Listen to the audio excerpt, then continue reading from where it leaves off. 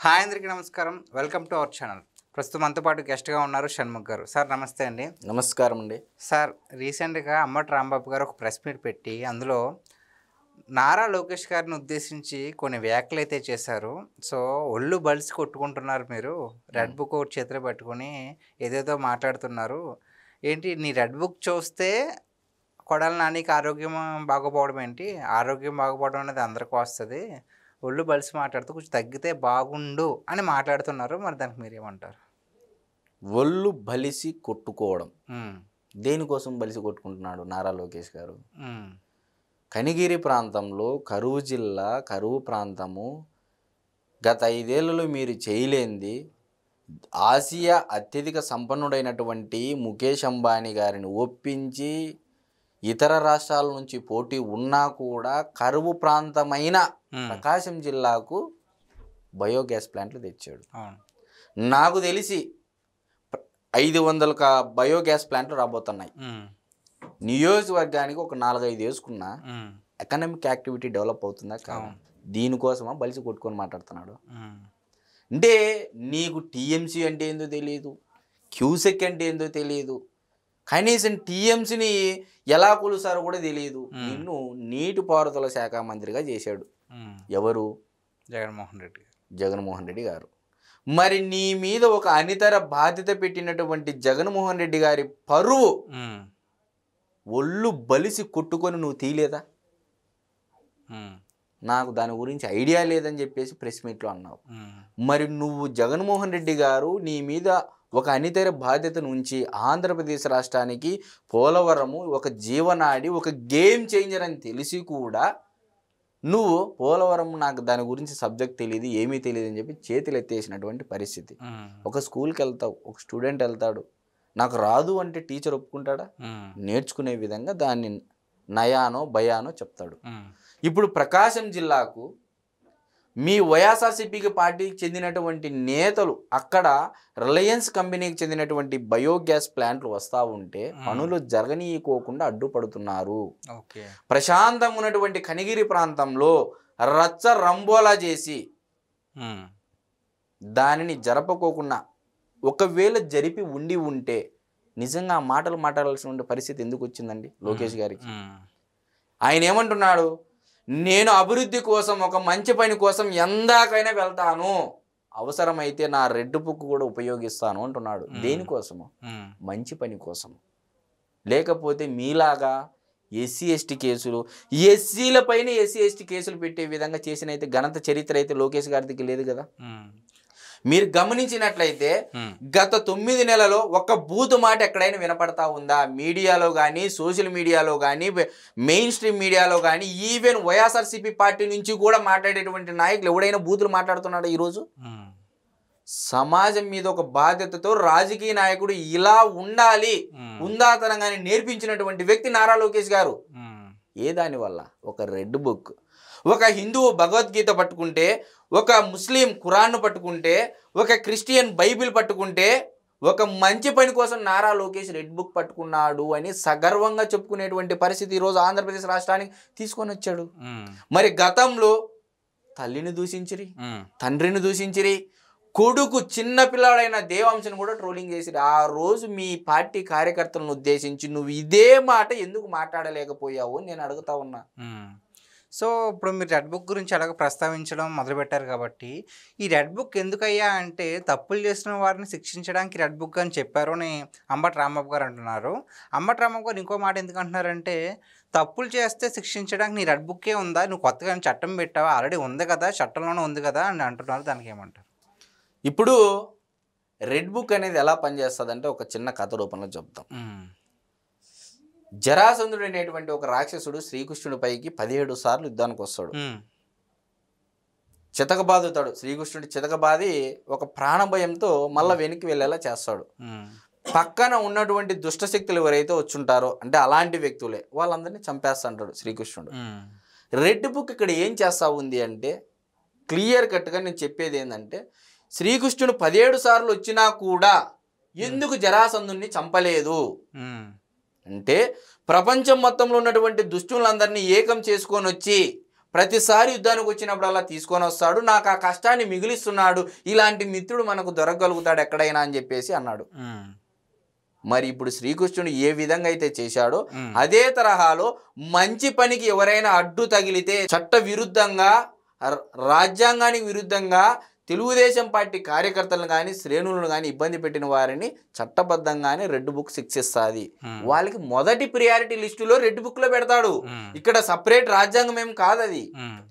ఎవరైతే అధికంగా ఒళ్ళు బలిసి, ఇప్పుడు అంబటి రాంబాబు గారు అంటున్నారు కదా, ఒళ్ళు బలిసి కొట్టుకొని మాట్లాడుతున్నాడని, ఎవరైతే రాష్ట్రంలో సమాజ సంఘ విద్రోహ చర్యలకు ఎవరైతే పాల్పడుతున్నారో వారి పేర్లు మొదటి ప్రయారిటీ లిస్టులో పెట్టుకోవడం కోసం ఒక రెడ్ బుక్ పెట్టారు. అది దేనికోసము అంటే చట్ట విరుద్ధంగా పనిచేసినటువంటి వాళ్లకు, రాజ్యాంగ విరుద్ధంగా పనిచేసినటువంటి వాళ్లకు మేము రౌడీయిజం చేస్తామని ఎవరైనా ఉత్సాహంతో ఉరకలేసే వారికి వాళ్ళ ప్రియారిటీ లిస్ట్ అనేది రెడ్ బుక్లో పేజీలో ఉంటాయి ఫస్ట్. ఓకే. ఆయన ఇంకొక మాట కూడా ఏం చెప్పారంటే, నువ్వు మీ బాబు వెళ్ళారు కదా, తండ్రి కూడా బాబు కొడుకులు ఇద్దరు కూడా దావోస్కి వెళ్ళారు కదా, ఎందుకు ఒట్టి చేతులతో వచ్చారు, ఒక కంపెనీ కూడా తీసుకురాలేకపోయావు నువ్వు లోకేష్ అని చెప్తున్నారు. మరి ఎందుకు ఒట్టి చేతులతో వచ్చారంటే, గతంలో ఇదే జగన్మోహన్ రెడ్డి గారి యొక్క సోషల్ మీడియా నుంచి కానీ, జగన్మోహన్ రెడ్డి గారి యొక్క పార్టీ నుంచి కానీ ప్రపంచ బ్యాంకుకు ట్వీట్స్ చేశారు, మెయిల్స్ చేశారు, గూగుల్కి మెయిల్స్ చేశారు, ట్వీట్లు చేశారు, యూట్యూబ్ సీఈఓకు మెయిల్స్ చేశారు, ట్వీట్లు చేశారు. సిస్కో కంపెనీలో ఇప్పుడు ఒక ఆయన ఉన్నాడు, ఇప్పల రవీంద్రారెడ్డి అని. ఇతను చేసినటువంటి పని, ఒక మంచి పొజిషన్ ఉన్నాడు సిస్కో కంపెనీలో, దక్షిణ భారతదేశం ఏరియంటల్ బ్యాంక్ మేనేజర్గా ఉన్నాడు అతను సిస్కోలో, అకౌంటెంట్ సంబంధించి. మరి అంత పెద్ద పొజిషన్లో ఉన్నటువంటి వ్యక్తి గత 5 ఏళ్లలో ఏమి ట్వీట్లు చేశాడు అనేది ఒక్కసారి చూడండి. చంద్రబాబు నాయుడు గారిని వ్యక్తిత్వ హననం చేశాడు, లోకేష్ గారిని వ్యక్తిత్వ హననం చేశాడు, ఆడవారిని సైతం వ్యక్తిత్వ హననం చేశాడు.